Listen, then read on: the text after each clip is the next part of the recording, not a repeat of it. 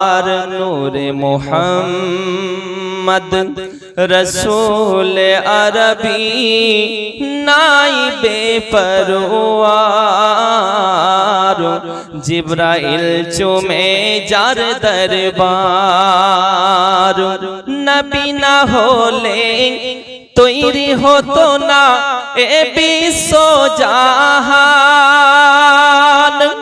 এই কথাটি পবিত্র হাদিসে রয়েছে প্রমাণ। মোহাব্বতে বলুন সুবহানাল্লাহ। নবী না হলে তৈরি হতো না এ বিশ্ব জাহান।